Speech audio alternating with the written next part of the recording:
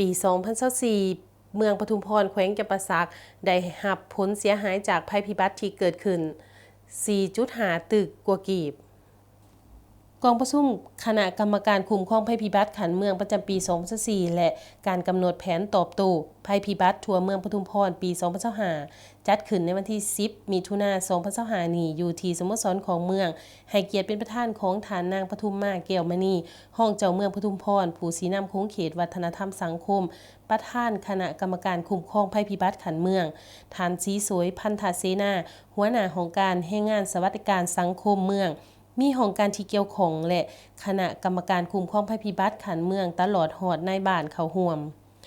ท่านซีโซยพันธเสนาหัวหน้าของการแรงงานและสวัสดิการสังคมเมืองได้สรุปให้ฮู้เกี่ยวกับการจัดตั้งปฏิบัติเวียกงานภัยพิบัติประจำปี 2024 ซึ่งได้ยกให้เห็นมาตรการในการจัดตั้งปฏิบัติการป้องกันรับมือกับภัยพิบัติเป็นต้นการป้องกันและลดพรความเสี่ยงภัยพิบัติเวียกงานการป้องกันแม่นเวียกงานหนึ่งที่จัดตั้งปฏิบัติก่อนระยะเหตุการณ์ภัยพิบัติจะเกิดขึ้นโดยการซุ้มใส่สุกอยู่ในการจัดตั้งการสร้างความเข้มแข็งให้คณะกรรมการคุ้มครองภัยพิบัติทุกขั้น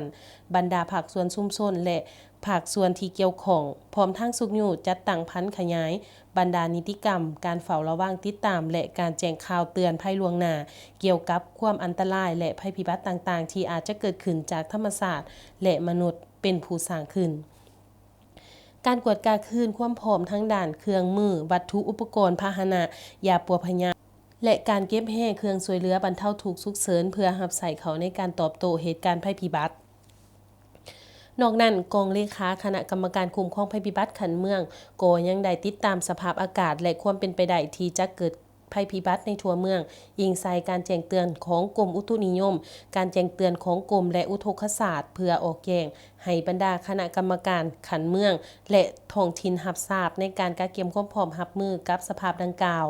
สำหรับในปีผ่านมาเมืองปทุมพรแม้นได้รับผลกระทบจากภัยพิบัติที่เกิดขึ้นหลายครั้งเช่น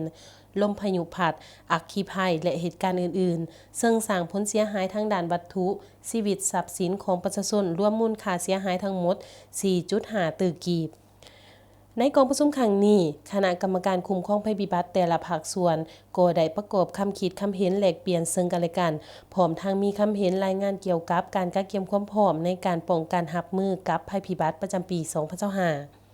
ในตอนท้ายกองประชุมยังได้รับฟังการมีคำเห็นโอโลมของประธานกองประชุมอีกด้วย